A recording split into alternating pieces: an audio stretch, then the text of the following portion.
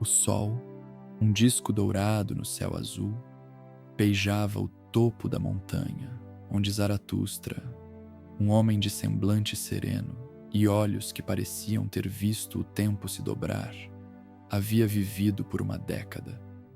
Não era um ermitão comum, daqueles que buscam a paz no silêncio para fugir do mundo.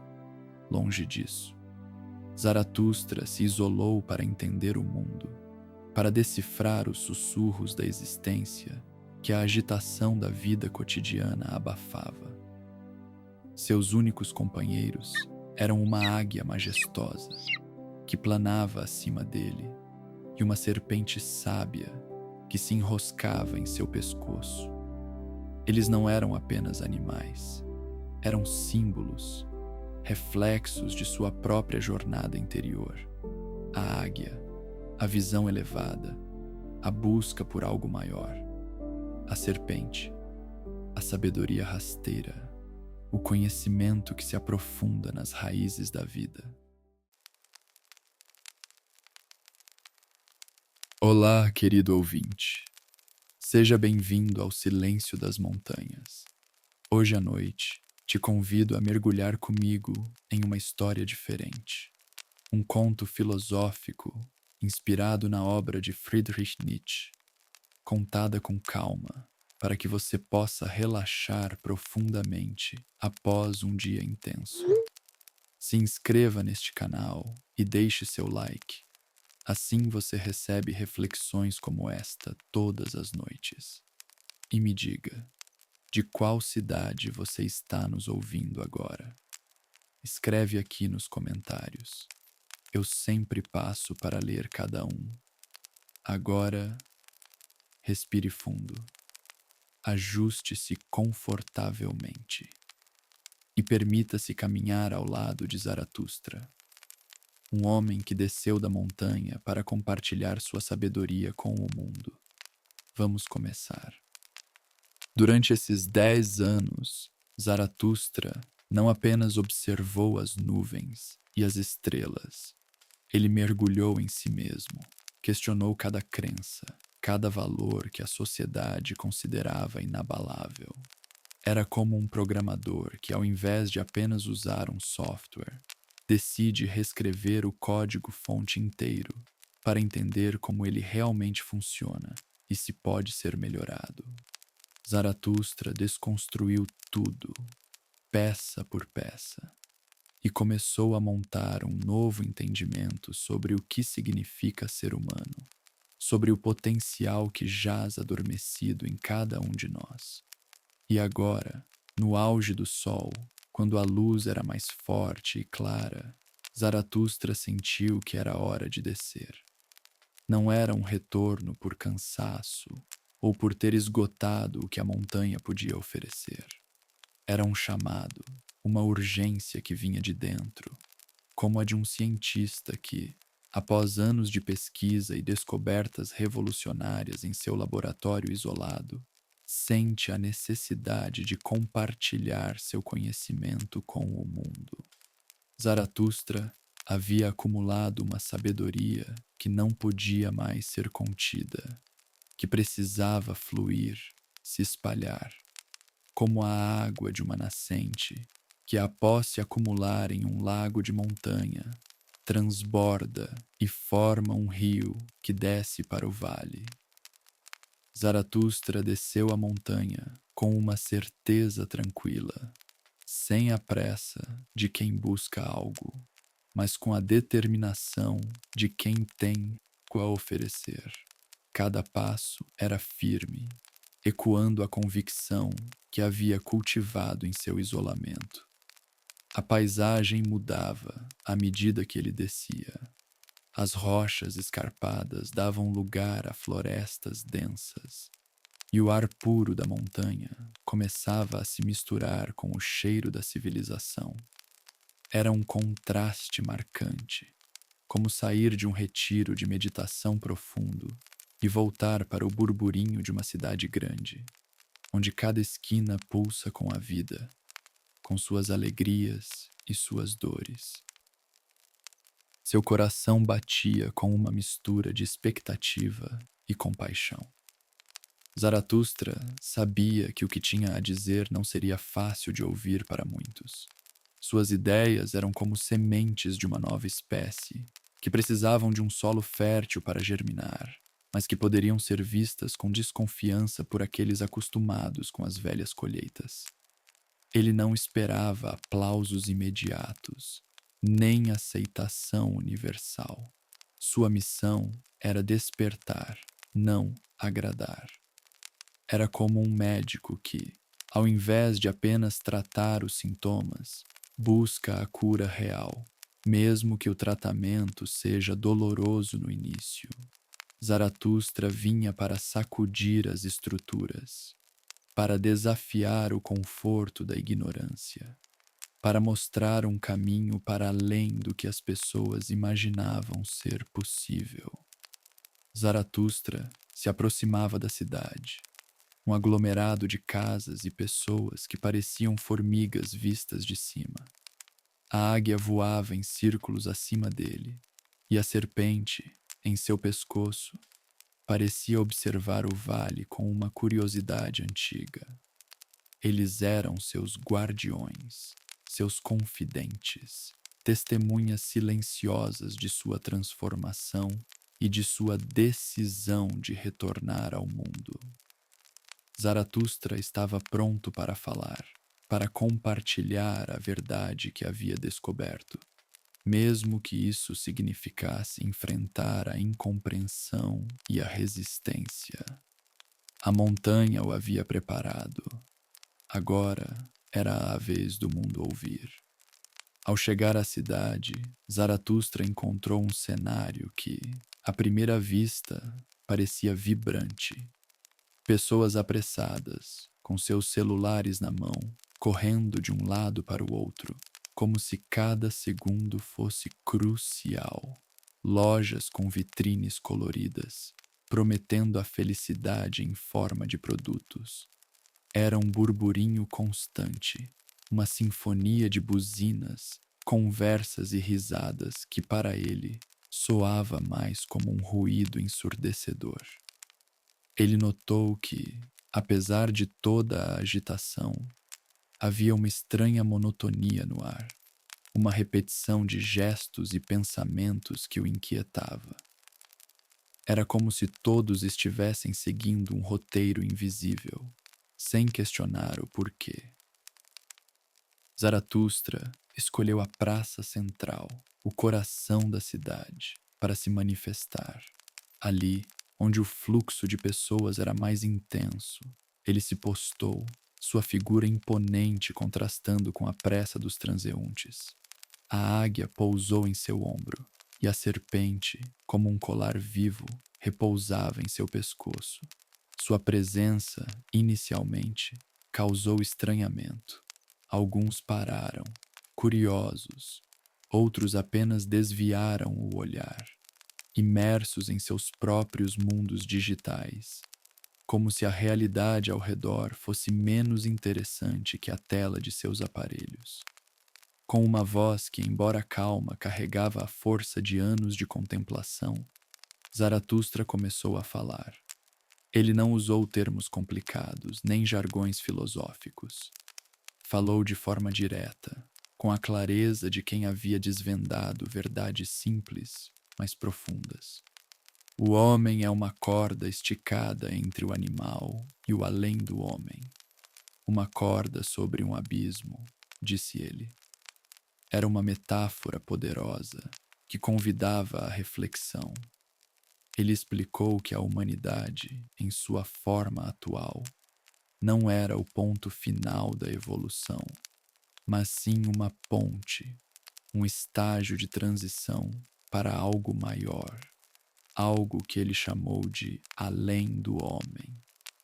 Não era um ser superior no sentido de poder ou dominação, mas sim alguém que havia superado as limitações e as amarras impostas pela sociedade e por si mesmo. Ele falava sobre a necessidade de cada um se tornar o criador de seus próprios valores, de ir além do que foi ensinado, de romper com as correntes invisíveis que prendem a mente. Era um convite à autossuperação, a um mergulho corajoso no desconhecido de si mesmo. O que é grande no homem é que ele é uma ponte e não um fim, ele proclamou, com a paixão de quem acredita em cada palavra. Ele desafiava a complacência, a busca por uma vida fácil e sem desafios, a tendência de seguir a multidão sem questionar. No entanto, a reação do povo foi, em sua maioria, de zombaria. Alguns riram abertamente, outros cochichavam entre si, apontando para ele como se fosse um louco. Era como se Zaratustra estivesse falando uma língua estrangeira em um país onde todos só entendiam o dialeto do consumo e do entretenimento rápido. Eles estavam acostumados com mensagens prontas, com soluções instantâneas, com a validação externa. A ideia de se tornarem seus próprios mestres, de construírem seus próprios caminhos, parecia assustadora ou simplesmente ridícula. Era mais fácil rir, ignorar, voltar para a segurança de suas rotinas e de suas telas. A mensagem de Zaratustra, tão libertadora para ele, era um fardo pesado demais para aqueles que preferiam a leveza da ignorância. Ele percebeu que a semente que trazia da montanha precisaria de um solo muito mais preparado para germinar. Enquanto Zaratustra falava, a praça se encheu de uma nova atração. Um funâmbulo, um artista da corda bamba, começou sua performance entre duas torres altas. Era um espetáculo de tirar o fôlego, um homem desafiando a gravidade, equilibrando-se em um fio tênue sobre o abismo. A multidão, antes indiferente às palavras de Zaratustra, agora estava hipnotizada, com os olhos fixos no alto. Era a distração perfeita, o entretenimento que eles realmente buscavam. Zaratustra observava, compreendendo a atração pelo espetáculo, mas também a superficialidade que ele representava. De repente, um bufão, com sua roupa colorida e riso estridente, surgiu no meio da multidão. Ele começou a zombar do funâmbulo, a gritar palavras de escárnio, a desestabilizar o ambiente com sua energia caótica. Era como um hater na internet, que, escondido atrás de uma tela, tenta derrubar quem se arrisca a mostrar algo diferente, a quem ousa se expor. O bufão, com sua inveja e malícia, representava a parte mais sombria da humanidade, aquela que se deleita em ver a queda alheia, que se alimenta da desgraça para se sentir superior. A provocação do bufão atingiu o funâmbulo em cheio. Em um instante, o equilíbrio perfeito se desfez. O homem da corda bamba, que antes parecia flutuar no ar, despencou. Um grito coletivo ecoou pela praça, seguido por um silêncio pesado. O corpo do artista atingiu o chão com um baque seco, e a vida se esvaiu dele em poucos segundos. A multidão, antes em êxtase, agora estava em choque, alguns horrorizados, outros apenas curiosos com a tragédia que se desenrolava diante de seus olhos. Era a realidade nua e crua, a fragilidade da existência exposta de forma brutal. Zaratustra, que havia testemunhado a cena, sentiu uma profunda tristeza, não pela morte em si, mas pela forma como ela aconteceu, pela crueldade gratuita do bufão e pela indiferença da multidão que momentos antes o havia zombado. Ele se aproximou do corpo inerte do funâmbulo. Aquele homem, que havia arriscado sua vida por um aplauso, agora jazia sem vida, esquecido pela maioria que já buscava a próxima distração. Zaratustra, com um gesto de compaixão que contrastava com a frieza ao redor, pegou o corpo do funâmbulo nos braços. Era um fardo pesado, mas ele o carregou com dignidade, como se estivesse carregando a própria humanidade em seus ombros. Ele se afastou da praça, da multidão que já começava a se dispersar, e seguiu em direção ao bosque. Cada passo era um lamento silencioso, uma reflexão sobre a futilidade de tentar despertar aqueles que não querem ser despertados. Ele havia vindo para falar com o povo, para compartilhar sua sabedoria, mas percebeu que as massas não estavam prontas. Elas preferiam o espetáculo, a distração, a segurança do que já conheciam. Aquele incidente com o funâmbulo foi um divisor de águas. Zaratustra entendeu que sua mensagem não era para todos, que ele não deveria mais buscar as massas. Sua sabedoria era para aqueles que tinham ouvidos para ouvir, para aqueles que estavam dispostos a trilhar o caminho da autossuperação, mesmo que fosse um caminho solitário e desafiador. Ele decidiu que, a partir de agora, falaria apenas para aqueles que estivessem prontos para compreendê-lo, para aqueles que buscassem a verdade, não o entretenimento. O bosque, com sua quietude e mistério, seria o novo palco para suas reflexões, um lugar onde a verdade poderia florescer sem a interferência do barulho e da superficialidade do mundo. Depois do incidente na praça, Zaratustra se recolheu, mas não para se lamentar. Ele usou a experiência para refinar sua mensagem, para entender melhor a natureza humana e como suas ideias poderiam ser transmitidas de forma mais eficaz. Foi nesse período de introspecção que ele formulou uma de suas mais importantes lições: as 3 metamorfoses do espírito. Ele percebeu que a jornada de autossuperação não era um salto, mas uma série de transformações, como as fases de um projeto complexo que precisa de etapas bem definidas para ser concluído com sucesso. A primeira metamorfose, ele explicou, é a do camelo. O espírito se torna um camelo, um animal de carga, forte e resistente, que aceita os fardos mais pesados. Ele carrega os valores, as tradições, as regras impostas pela sociedade e pela cultura. É a fase da obediência, do respeito à autoridade, da absorção do conhecimento existente. Pense em um estudante que passa anos na escola, absorvendo informações, memorizando fatos, seguindo as diretrizes dos professores. Ele aceita o que lhe é dado, sem questionar, sem resistir.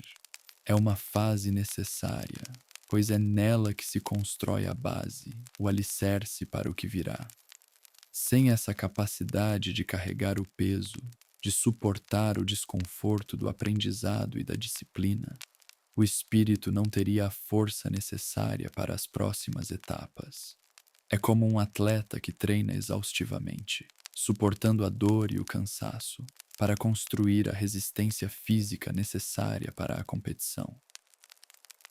Mas o camelo, por mais forte que seja, não é o fim da jornada. A segunda metamorfose é a do leão. O espírito, que antes carregava os fardos, agora ruge. Ele se rebela contra os valores antigos, contra as tradições que o aprisionam, contra as regras que não fazem mais sentido. O leão quer a liberdade, quer ser o senhor de seu próprio deserto. Ele diz não ao tu deves, ao você precisa, ao é assim porque sempre foi assim. É a fase da negação, da destruição criativa, da busca pela autonomia. Imagine um jovem que, ao atingir a maioridade, começa a questionar as crenças de seus pais, a buscar sua própria identidade, a trilhar seu próprio caminho, mesmo que isso signifique ir contra a corrente. Ele não aceita mais passivamente o que lhe é imposto. Ele quer criar suas próprias leis, seus próprios valores. É um período de confronto, de luta, mas também de libertação. O leão não teme a solidão do deserto, pois é ali que ele encontra sua verdadeira força. No entanto, o leão, por mais corajoso que seja, ainda está preso à negação. Ele reage ao que existe, mas ainda não cria algo novo. A terceira e última metamorfose é a da criança.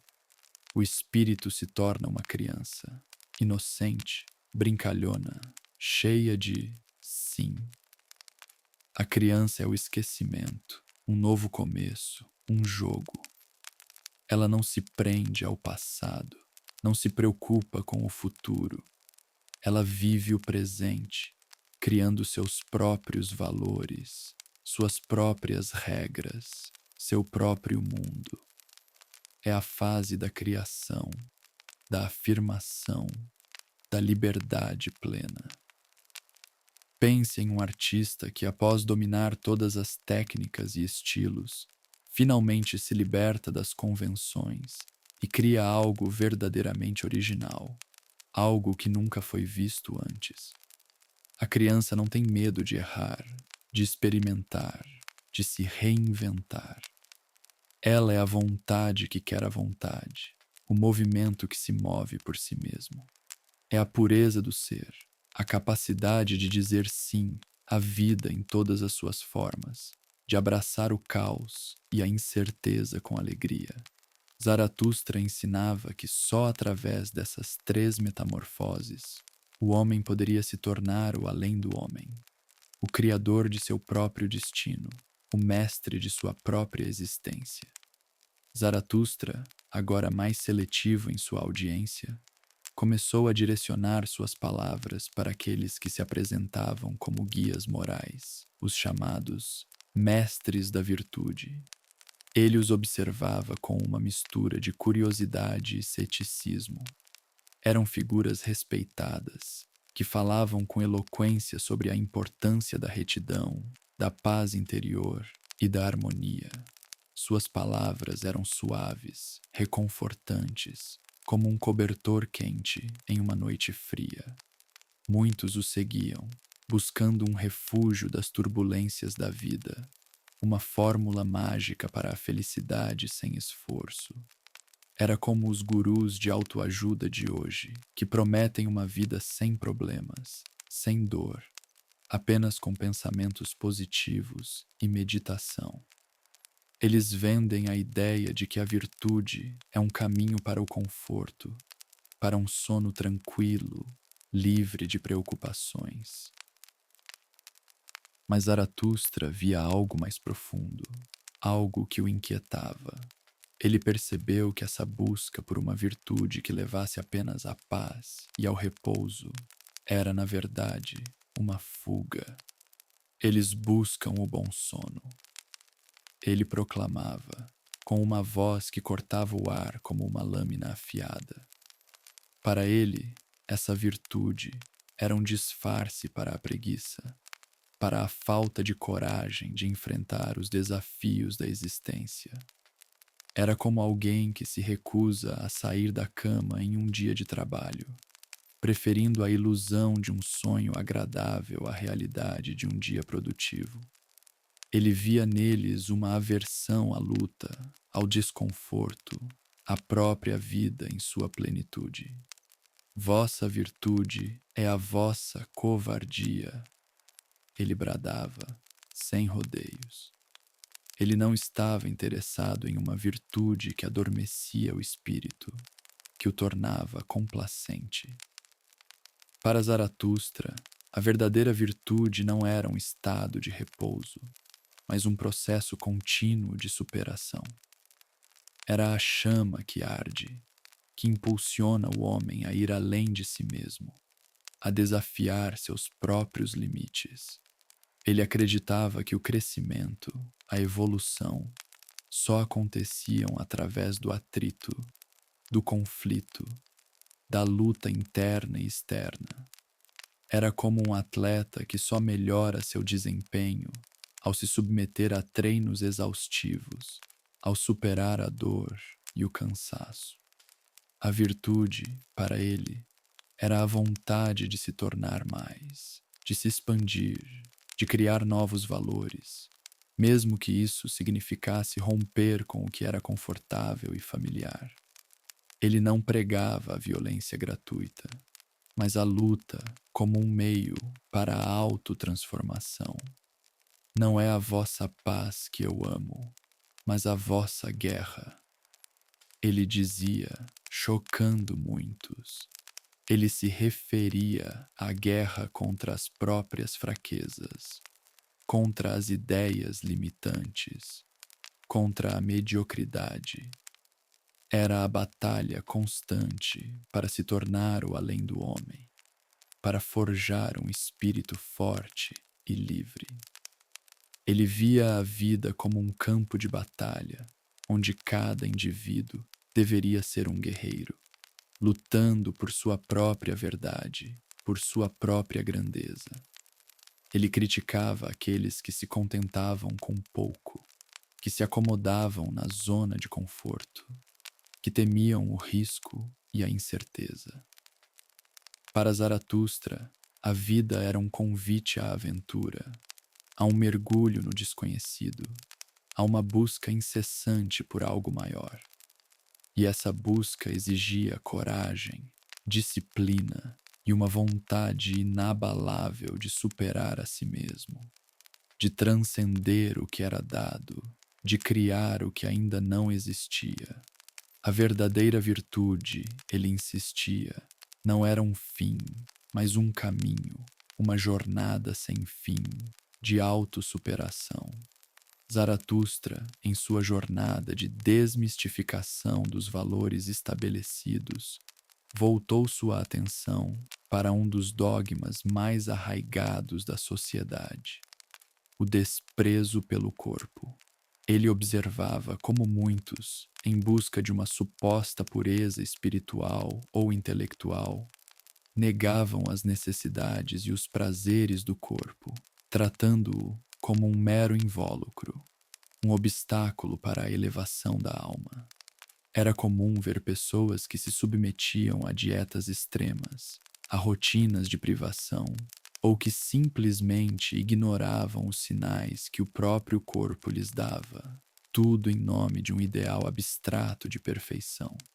Era como a obsessão atual por filtros de beleza nas redes sociais, onde a imagem perfeita é valorizada em detrimento da realidade, ou a busca por uma vida detox, que nega os prazeres mais simples em nome de uma purificação forçada. O corpo é uma grande razão, Zaratustra proclamava, desafiando essa visão dualista que separava corpo e alma, colocando a alma em um pedestal e o corpo no chão. Para ele, o corpo não era um inimigo a ser domado, mas sim a base de toda a existência, a fonte de onde brotam os impulsos, as paixões, a própria inteligência. Ele via o corpo como um universo complexo, com sua própria sabedoria, seus próprios ritmos, suas próprias verdades. Negar o corpo era negar a própria vida, era amputar uma parte essencial do ser humano. Era como um músico que tenta criar uma sinfonia sem usar todos os instrumentos da orquestra, ou um pintor que se recusa a usar todas as cores em sua paleta.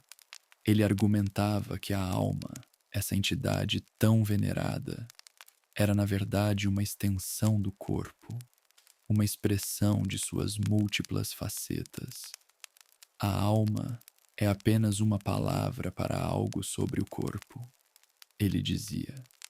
As emoções, os pensamentos, as aspirações mais elevadas, tudo isso tinha sua raiz no corpo, em suas sensações, em suas experiências.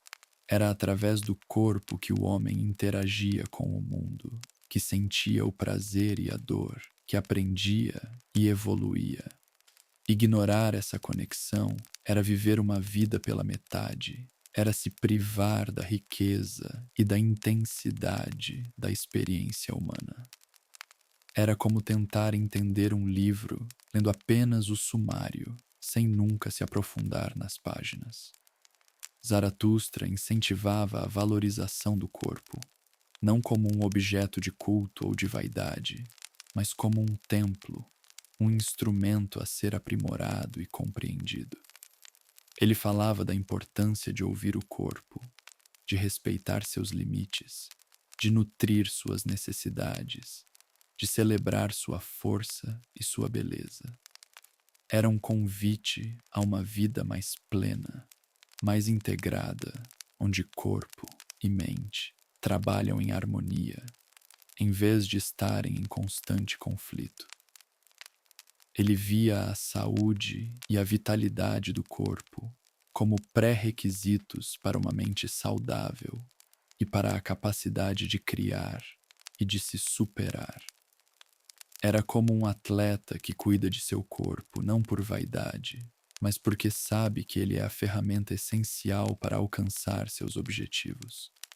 A inteligência, para Zaratustra, não era algo desencarnado, mas sim uma manifestação da energia vital do corpo, um impulso que se expressava através da ação e da criação. Ele queria que as pessoas se reconectassem com sua própria natureza, com a sabedoria inata de seus corpos, para que pudessem viver com mais autenticidade e poder. Zaratustra, em suas andanças e reflexões, dedicou um tempo considerável a pensar sobre as paixões humanas, a leitura e a escrita. Ele via as paixões não como algo a ser reprimido ou controlado, mas como a própria força motriz da vida, a energia que impulsiona o homem a agir, a criar, a superar. Puseste nessas paixões o teu objetivo mais elevado. Então passaram a ser tuas virtudes e alegrias. Ele ensinava. Para ele, o sofrimento não era um castigo, mas uma oportunidade de crescimento, um catalisador para a superação. Era como um atleta que, ao sentir a dor do músculo exausto, sabe que está se tornando mais forte, mais resistente. Ele compreendia que a vida, em sua plenitude, incluía tanto as alegrias quanto as dores, e que fugir do sofrimento era fugir da própria vida. Era como alguém que se recusa a sair de casa para não correr o risco de se molhar na chuva, perdendo a oportunidade de sentir o frescor e a vitalidade de um dia chuvoso. Ele observava como as pessoas, muitas vezes, tentavam anestesiar suas paixões, buscando uma vida morna, sem grandes picos ou vales. Era como a busca incessante por conforto e segurança nos dias de hoje, onde o risco é evitado a todo custo e a dor é vista como um inimigo a ser eliminado. Zaratustra, no entanto, defendia que as paixões, mesmo as mais turbulentas, eram a matéria-prima da grandeza. Era através delas que o homem se tornava mais humano, mais vivo, mais autêntico. Ele incentivava a abraçar as paixões, a canalizá-las para a criação, para a construção de algo significativo, em vez de deixá-las estagnadas ou se transformarem em ressentimento. Quando o assunto era leitura e escrita, Zaratustra tinha uma visão peculiar. Ele valorizava a profundidade e a leveza, a capacidade de transmitir ideias complexas de forma clara e inspiradora. Quem escreve em sangue e aforismos não quer ser lido, mas sim ser aprendido de cor. Ele dizia. Ele criticava a escrita que era apenas para passar o tempo, para entreter sem provocar, sem desafiar. Era como a enxurrada de conteúdo superficial que vemos hoje nas redes sociais, onde a quantidade muitas vezes se sobrepõe à qualidade e a informação é consumida rapidamente, sem tempo para reflexão ou assimilação. Ele lamentava a popularização da escrita que, em vez de elevar o espírito, o tornava preguiçoso, complacente. Para Zaratustra, os grandes escritores, aqueles que realmente tinham algo a dizer, eram leves e alegres, mesmo quando abordavam temas profundos e dolorosos. Eles tinham a capacidade de transformar o peso da existência em algo que pudesse ser digerido, compreendido e até mesmo celebrado. Era como um bom comediante que, ao falar de temas sérios, consegue arrancar risadas e, ao mesmo tempo, fazer a plateia refletir. A leveza não era sinônimo de superficialidade, mas de maestria, de domínio sobre a linguagem e sobre a própria vida. Eles não escreviam para serem admirados, mas para inspirar, para despertar o leitor para novas possibilidades, para novas formas de ver o mundo. Ele via a leitura como um ato de coragem, um mergulho nas profundezas do pensamento, e não um mero passatempo. Odeio quem lê por passatempo, ele bradava. Para ele, a leitura deveria ser uma experiência transformadora, um diálogo com o autor, uma oportunidade de expandir a própria consciência. Ele temia que a proliferação de textos vazios e a leitura superficial levassem a uma atrofia do espírito, a uma incapacidade de pensar criticamente, de questionar, de criar. Era como a cultura do fast food intelectual, onde o conhecimento é consumido rapidamente, sem mastigação, sem absorção. Zaratustra desejava que a escrita e a leitura fossem ferramentas para a autossuperação, para a construção de um homem mais forte, mais sábio, mais livre. Ele queria que as palavras fossem flechas que atingissem o coração e a mente, impulsionando o homem a ir além de si mesmo. Zaratustra, em sua busca por compreender as profundezas da alma humana, encontrou uma figura que o intrigou profundamente, o chamado criminoso pálido. Não era um criminoso comum, daqueles que agem por pura maldade ou por necessidade. A história dele era mais complexa, um emaranhado de intenções e consequências que revelava a fragilidade da consciência humana. Ele era um homem que, em sua essência, desejava apenas roubar. Não havia em seu coração a intenção de tirar uma vida, apenas a de se apossar de bens alheios. Era como um jovem que, hoje, tenta burlar um sistema para obter alguma vantagem, sem prever que suas ações podem desencadear uma série de eventos muito maiores e mais graves do que ele imaginava. No entanto, durante o ato do roubo, algo inesperado aconteceu. A situação escalou, e em um momento de desespero, ou talvez de um impulso que ele mesmo não compreendia, ele acabou matando. O sangue derramado não era parte de seu plano original, mas se tornou uma mancha indelével em sua existência. E foi a partir desse momento que a palidez tomou conta de seu rosto. Não apenas uma palidez física, mas uma palidez da alma, um reflexo da culpa que o corroía por dentro. Ele não era um assassino por natureza, mas se tornou um por acidente, e essa contradição o atormentava. Era como um influenciador digital que, ao tentar criar um conteúdo polêmico para ganhar visibilidade, acaba causando um dano irreparável à reputação de alguém e se vê preso em uma espiral de arrependimento e cancelamento. Zaratustra observava o criminoso pálido com uma clareza que ia além do julgamento superficial. Ele via que a culpa que o homem sentia não era apenas pelo ato em si, mas pela revelação de uma fraqueza interna, de uma incapacidade de controlar seus próprios impulsos e as consequências de suas ações. Sua alma queria sangue e não o roubo. Zaratustra disse, apontando para a verdade oculta por trás do crime. Ele entendia que o desejo de roubar era apenas a superfície e que, no fundo, havia uma sede mais profunda, uma necessidade de extravasar algo que estava reprimido, uma violência latente que encontrou sua expressão de forma trágica.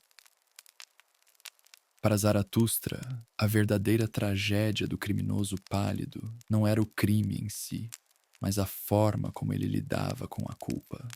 Ele via que o homem estava preso em um ciclo de autoflagelação, de remorso, que o impedia de seguir em frente, de aprender com seu erro. A culpa, para Zaratustra, era uma forma de fraqueza, uma maneira de se apegar ao passado e de evitar a responsabilidade de se transformar. Ele não defendia a impunidade, mas a superação da culpa através do reconhecimento da própria fraqueza e da vontade de se tornar algo maior.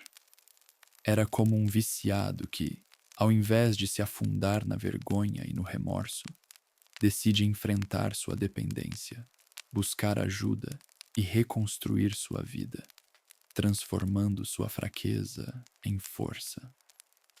Zaratustra ensinava que o reconhecimento da própria fraqueza era o primeiro passo para a verdadeira força. Não era sobre esconder os erros, mas sobre encará-los, compreendê-los e usá-los como degraus para a autossuperação. Ele via no criminoso pálido um potencial para a redenção, não através do perdão externo, mas através de uma transformação interna, de uma aceitação de sua própria humanidade, com suas luzes e sombras. Ele queria que o homem se libertasse da prisão da culpa e se tornasse o criador de seu próprio destino, mesmo que isso significasse carregar as cicatrizes do passado. A palidez do criminoso era um lembrete de que a verdadeira força não reside na ausência de falhas, mas na coragem de enfrentá-las e de se erguer novamente. Para Zaratustra, a vida não era um mar de calmaria, mas um campo de batalha constante. E a mais importante de todas as lutas era a guerra interna. Ele via a busca pelo conhecimento, pela verdade e pela autossuperação como um combate rigoroso e nobre, travado dentro de cada indivíduo. Não se tratava de violência física, mas de um embate de ideias, de valores, de vontades. Era a luta contra a própria inércia, contra as crenças limitantes, contra o conforto da ignorância. Pense em um estudante que se dedica a aprender uma nova língua ou uma habilidade complexa. Ele enfrenta a frustração, a dificuldade, a vontade de desistir. Essa é uma guerra interna, onde a vitória não é sobre um inimigo externo, mas sobre as próprias limitações e resistências. Ele valorizava o combate intelectual, a disposição de questionar, de desafiar o que é dado como certo, de ir contra a corrente do pensamento comum. Para Zaratustra, a paz constante, a ausência de conflito, era um sinal de estagnação, de falta de vitalidade. Ele via o pacifismo como uma forma de covardia, uma recusa em enfrentar as verdades incômodas e as batalhas necessárias para o crescimento. Era como um empreendedor que se recusa a inovar, a correr riscos, a enfrentar a concorrência, preferindo a segurança de um negócio estagnado. Ele acreditava que a verdadeira força surgia da capacidade de suportar a tensão, de abraçar o conflito e de emergir dele mais forte e mais sábio. Vossa guerra e vossa vitória são a vossa virtude. Ele proclamava. Ele amava os guerreiros, não aqueles que empunhavam espadas para derramar sangue, mas aqueles que lutavam por seus ideais, que defendiam suas verdades com coragem e convicção. Ele via a guerra como um processo de purificação, onde o que é fraco e inútil é descartado, e o que é forte e essencial é fortalecido. Era como um artista que, ao criar uma obra, precisa destruir e reconstruir, experimentar e falhar, até que a visão final se materialize. A luta, para Zaratustra, era um meio para a autotransformação, para a forja do caráter, para a manifestação do potencial humano. Ele não pregava a anarquia ou o caos, mas a necessidade de cada um se tornar um guerreiro de si mesmo, um defensor de seus próprios valores. Ele via a vida como uma série de desafios, e cada desafio era uma oportunidade para se superar, para se tornar mais. Ele criticava aqueles que buscavam a paz a qualquer custo, que evitavam o confronto, que se contentavam com uma existência medíocre.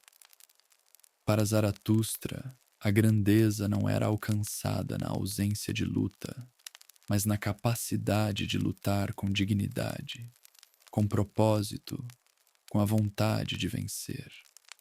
Ele queria que as pessoas abraçassem seus próprios conflitos internos, que vissem neles a oportunidade de se tornarem mais fortes, mais autênticas, mais livres.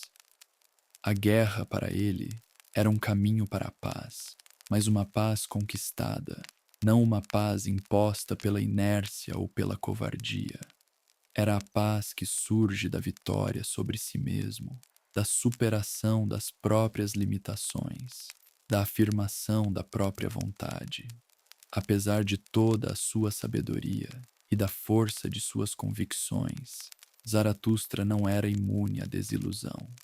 A pouca receptividade de suas ideias na cidade, a zombaria da multidão e a tragédia do funâmbulo o fizeram perceber que talvez o mundo ainda não estivesse pronto para sua mensagem. Ele sentiu a necessidade de se retirar novamente, não por fraqueza, mas por estratégia. Era como um estrategista militar que, após uma batalha perdida, recua para reorganizar suas tropas, reavaliar suas táticas e se preparar para o próximo confronto. Ele retornou à montanha, ao seu refúgio, onde a quietude e a natureza selvagem sempre o ajudaram a clarear a mente e a fortalecer o espírito. Lá, na solidão do alto, Zaratustra mergulhou em um sono profundo, um sono que o levou a um sonho vívido e perturbador. No sonho, ele se viu diante de um espelho. Ao se olhar, no entanto, não viu seu próprio reflexo, mas a imagem de um diabo, com um sorriso zombeteiro e olhos que pareciam zombar de tudo o que ele representava. Era um diabo que não trazia chifres ou tridentes, mas a face da deturpação, da incompreensão, da apropriação indevida de suas ideias. O diabo no espelho era a personificação de sua maior angústia, a possibilidade de sua doutrina, tão pura e libertadora em sua essência, ser mal interpretada, distorcida, usada para fins que ele jamais aprovaria. Era como um inventor que vê sua criação destinada a beneficiar a humanidade, ser usada para a destruição, ou um artista que tem sua obra de arte reinterpretada de forma completamente oposta à sua intenção original. O sonho foi um choque, um despertar para uma nova realidade. Zaratustra compreendeu que o perigo não vinha apenas da rejeição, mas da distorção. Ele havia pregado a autossuperação, a criação de novos valores, a liberdade do espírito. Mas e se suas palavras fossem usadas para justificar a tirania, a opressão, a mediocridade? E se o além do homem fosse transformado em um tirano em vez de um criador? A imagem do diabo no espelho era um aviso claro. Sua mensagem era poderosa, mas também vulnerável à manipulação. Ele percebeu que a verdade, uma vez lançada ao mundo, não pertencia mais apenas a ele. Ela se tornava um rio que poderia ser desviado, poluído ou até mesmo represado por aqueles que não compreendiam sua verdadeira natureza.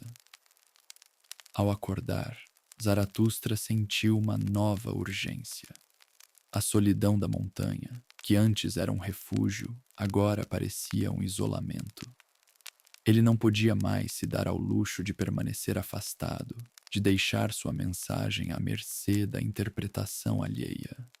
Ele precisava retornar, não para pregar às massas novamente, mas para clarear sua doutrina, para lutar contra as deturpações, para guiar aqueles que realmente buscavam a verdade. Era como um professor que, ao ver seus alunos com dificuldades em um conceito complexo, decide voltar e explicar de uma nova maneira, com mais clareza e exemplos. Ele sabia que a tarefa seria árdua, que enfrentaria mais incompreensão e resistência, mas a visão do diabo no espelho o impulsionou. Ele tinha uma responsabilidade com sua verdade, com o potencial que ela carregava para a humanidade.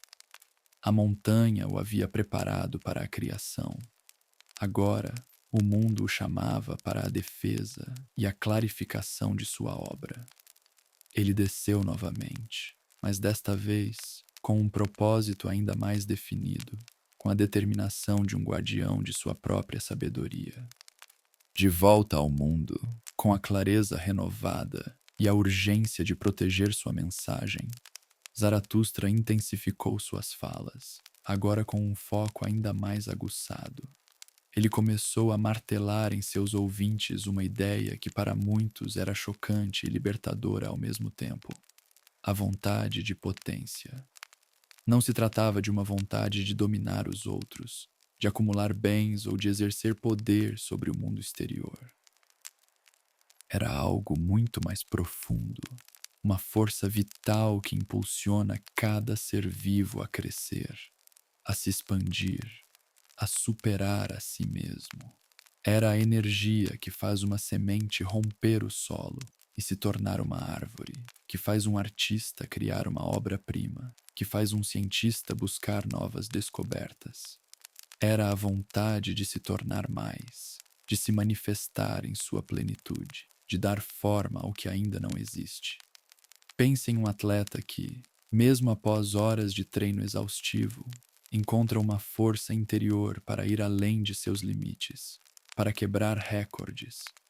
Essa é a vontade de potência em ação, a busca incessante por superação, por excelência, por uma versão cada vez mais grandiosa de si mesmo. E, em meio a essas falas, Zaratustra repetia, com uma voz que ecoava como um trovão, a frase que já havia sussurrado em seu isolamento: Deus está morto.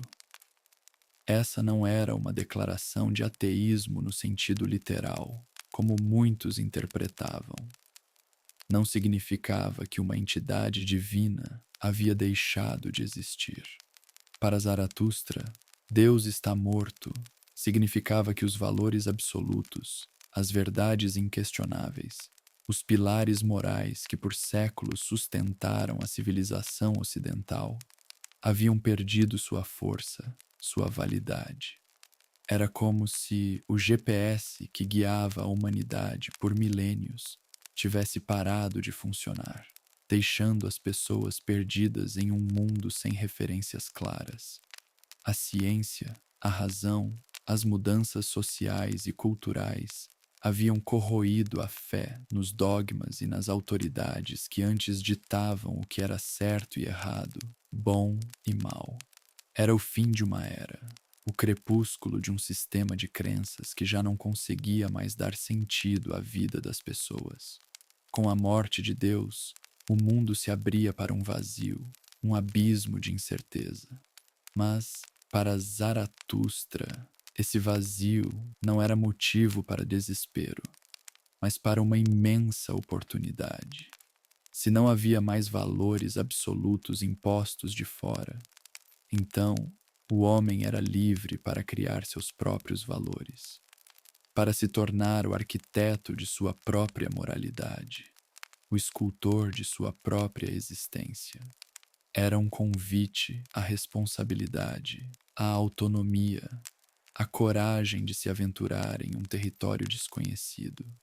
Era como um jovem que, ao sair da casa dos pais, percebe que não há mais regras pré-estabelecidas e que ele precisa construir sua própria vida, suas próprias escolhas, seus próprios caminhos.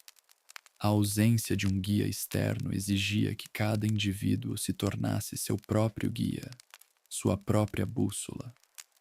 Zaratustra via a vontade de potência como a força que permitiria ao homem preencher esse vazio, não com novas ilusões ou falsas seguranças, mas com a criação de um sentido autêntico para a vida.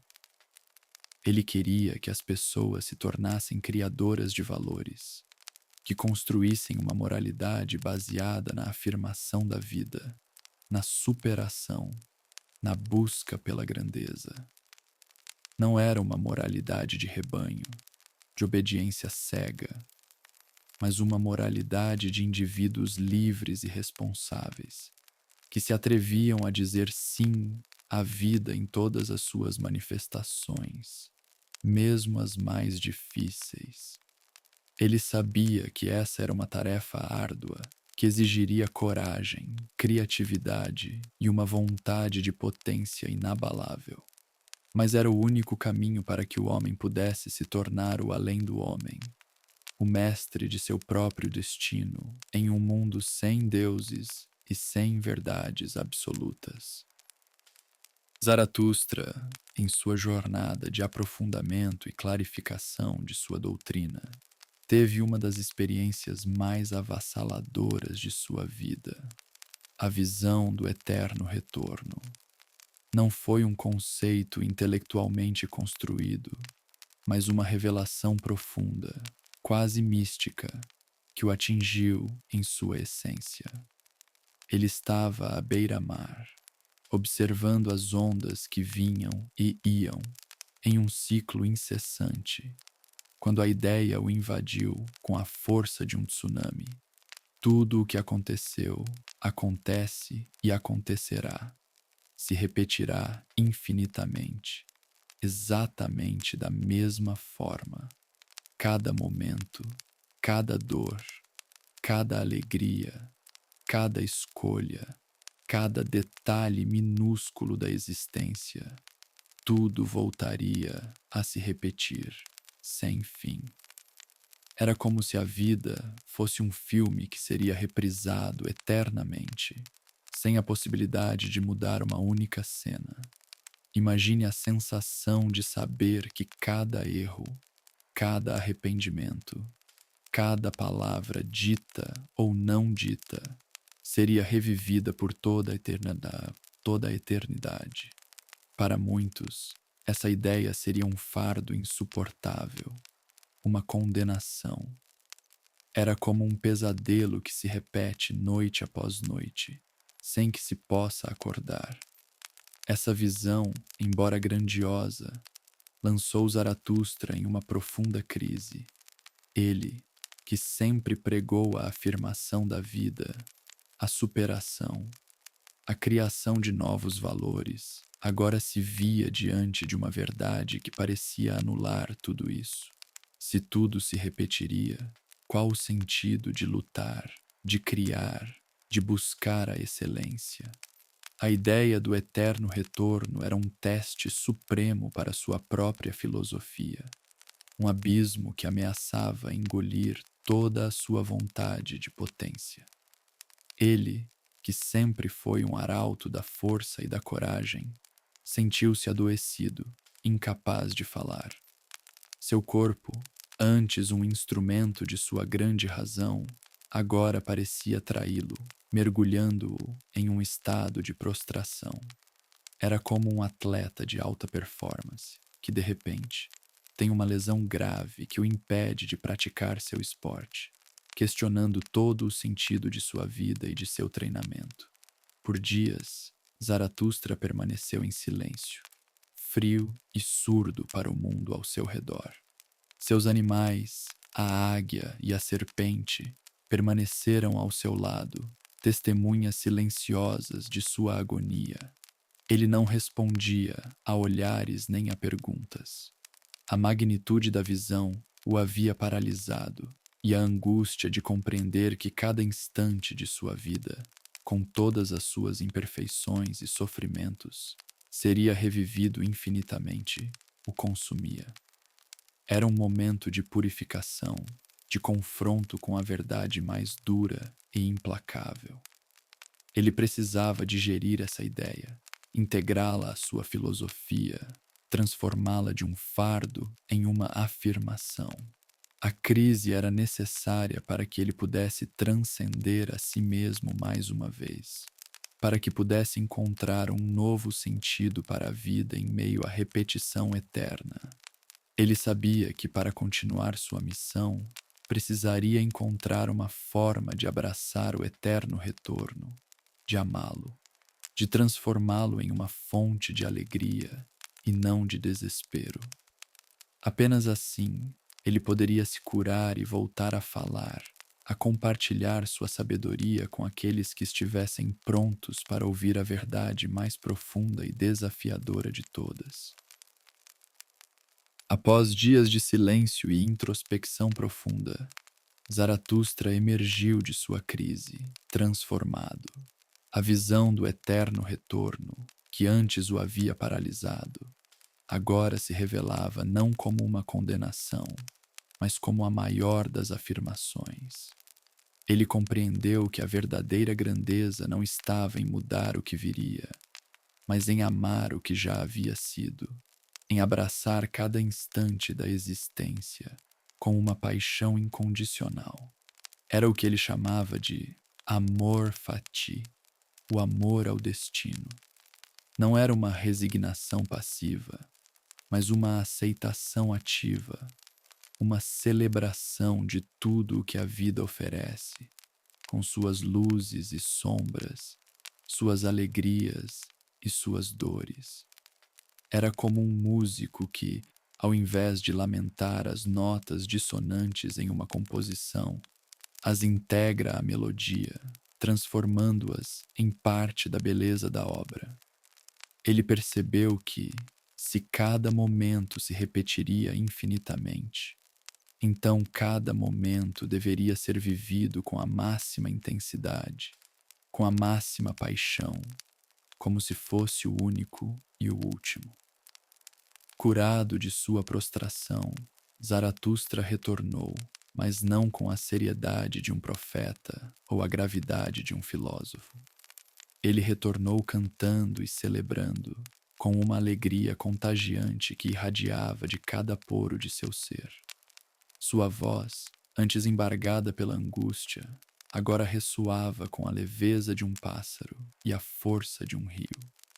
Ele não trazia mais a mensagem como um fardo, mas como um presente, uma melodia que convidava à dança, à celebração da vida. Era como um artista que, após anos de trabalho árduo e reclusão, finalmente apresenta sua obra ao mundo, não com a expectativa de aplausos, mas com a pura alegria da criação e do compartilhamento. Ele havia transformado o veneno em néctar, a angústia em êxtase, a repetição em afirmação. Ele celebrava a vida em sua totalidade, com suas imperfeições e contradições. Para Zaratustra, alegria não era a ausência de tristeza, mas a capacidade de abraçar todas as emoções, de viver plenamente cada experiência. Ele havia encontrado a paz, não na fuga do sofrimento, mas na aceitação corajosa de que ele é parte intrínseca da existência. Era como um alpinista que, ao chegar ao topo da montanha, não se lembra apenas da exaustão da subida, mas da beleza da paisagem, da superação dos desafios, da sensação de liberdade que só a conquista pode proporcionar. A ideia do eterno retorno, que antes o havia esmagado, agora o impulsionava a viver cada momento com a máxima intensidade, a criar com a máxima paixão, a amar com a máxima devoção. Se tudo se repetiria, então cada ação, cada pensamento, cada sentimento deveria ser digno de ser repetido infinitamente. Essa era a sua nova moralidade, a sua nova virtude, a sua nova forma de ser no mundo. Zaratustra havia se tornado o mestre do amor fati, o exemplo vivo de que é possível amar a vida em sua totalidade, mesmo com suas dores e desafios. Ele não buscava mais a perfeição, mas a plenitude. Ele não temia mais a repetição, mas a celebrava como a prova de que a vida é digna de ser vivida e revivida infinitamente. Sua alegria não era ingênua, mas profunda, forjada na fornalha do sofrimento e da superação. Ele estava pronto para compartilhar essa nova perspectiva, para ensinar aos homens a arte de amar o próprio destino, de transformar cada instante em uma obra de arte, digna de ser repetida por toda a eternidade. O canto de Zaratustra era um convite à vida, um hino à existência, uma celebração da vontade de potência que se manifesta em cada um de nós. Em seu retorno, revigorado pela aceitação do eterno retorno e pela alegria de sua nova compreensão, Zaratustra encontrou um obstáculo peculiar em seu caminho: o espírito da gravidade. Não era uma criatura física, mas uma força invisível, um peso que tentava arrastá-lo para baixo, sussurrando dúvidas, culpas e medos. Era a voz da conformidade, do "você não é bom o suficiente", do "quem você pensa que é para ser diferente". Era o peso das expectativas alheias, das tradições que aprisionam, da mediocridade que se contenta com pouco. Pense em um artista que, ao tentar criar algo inovador, é bombardeado por críticas e desincentivos, ou um empreendedor que, ao arriscar um novo negócio, é confrontado com o ceticismo e o pessimismo de todos ao seu redor. Esse é o espírito da gravidade em ação, tentando nos puxar de volta para a zona de conforto, para o que é familiar e seguro, mesmo que isso signifique estagnação.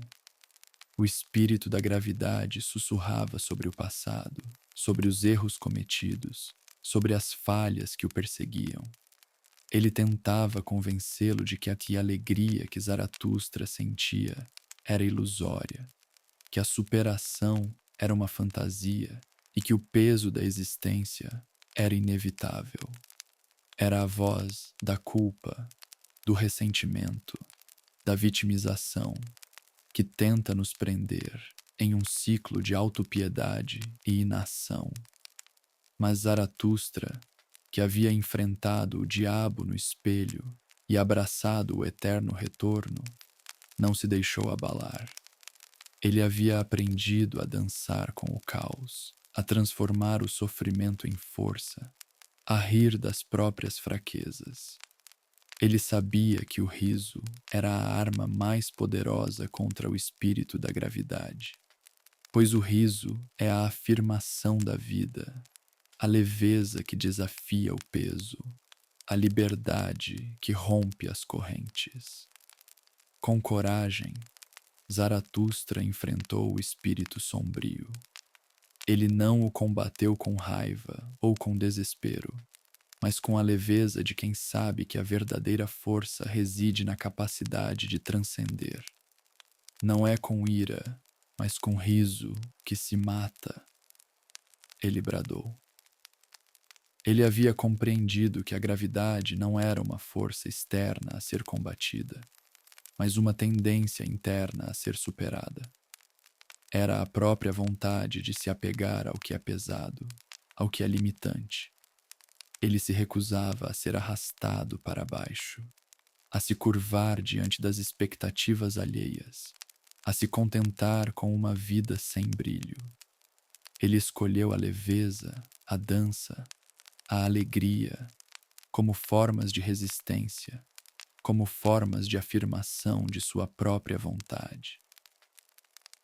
Foi nesse confronto que Zaratustra decidiu revelar seu pensamento mais profundo, aquele que havia sido o cerne de sua crise e de sua transformação, o eterno retorno. Ele não o fez com a gravidade de um dogma, mas com a leveza de uma verdade que liberta. Ele explicou que a vida é um ciclo, uma roda que gira infinitamente, e que cada momento, cada escolha, cada ação se repetirá por toda a eternidade. Mas, ao invés de ser um fardo, essa verdade era um convite à responsabilidade, à paixão, à celebração. Se tudo se repetiria, então cada instante deveria ser vivido com a máxima intensidade, com a máxima beleza, com a máxima alegria. Era a prova de que a vida é digna de ser amada, em todas as suas formas, em todos os seus ciclos. Ele queria que os homens se tornassem criadores de sua própria eternidade, que vivessem de tal forma que desejassem reviver cada momento infinitamente. Essa era a sua mensagem final, o ápice de sua sabedoria, a chave para a verdadeira liberdade e grandeza. Após o banquete e a peculiar cena do culto ao burro, Zaratustra sentiu que sua missão entre os homens superiores havia chegado ao fim. Ele havia compartilhado suas verdades mais profundas, desafiado suas crenças e os convidado a transcender a si mesmos. Mas, como sempre, a compreensão era um caminho individual e ele não podia forçar ninguém a trilhá-lo. Era como um professor que, após dar todas as ferramentas e conhecimentos, precisa deixar seus alunos seguirem seus próprios caminhos, confiando que eles usarão o que aprenderam para construir algo significativo. Ele sabia que alguns o seguiriam, outros o esqueceriam, e alguns até deturpariam sua mensagem, mas essa era a natureza da verdade no mundo. Zaratustra se despediu de seus convidados, não com tristeza, mas com a serenidade de quem cumpriu seu propósito. Ele os deixou com uma última reflexão, um convite à coragem de serem criadores de si mesmos. Ele os alertou sobre o perigo do último homem, aquela figura que representa o ápice da mediocridade e da complacência. O último homem é aquele que busca apenas o conforto, a segurança, a ausência de dor e de desafios. Ele se contenta com uma vida pequena, sem grandes aspirações, sem a vontade de ir além. É como a cultura do cancelamento, onde a busca por uma vida sem atritos leva à supressão da individualidade e do pensamento crítico. O último homem é o oposto do além do homem. É a estagnação, a negação da vontade de potência, a morte do espírito criativo. A terra se tornou pequena, e nela saltita o último homem, que tudo apequena. Ele disse, com uma voz que carregava o peso da advertência. Ele via o último homem como o resultado de uma sociedade que valoriza a igualdade a qualquer custo, mesmo que isso signifique nivelar por baixo, sufocar a excelência e a individualidade. Era a busca por uma felicidade superficial, baseada no consumo e no entretenimento fácil, que anestesia a alma e impede o verdadeiro crescimento. Ele alertava que, se os homens não se esforçassem para se superar, para criar seus próprios valores, para abraçar o risco e o desafio, eles se tornariam meros rebanhos, satisfeitos com sua insignificância. Era como um algoritmo de rede social que, ao invés de nos expor a novas ideias e perspectivas, nos mantém em uma bolha de conforto, mostrando apenas o que já concordamos, nos tornando cada vez mais previsíveis e menos curiosos. Com sua mensagem final ecoando no ar, Zaratustra partiu de sua caverna pela última vez. Ele não tinha um destino fixo, pois sua jornada era a própria busca, a própria superação.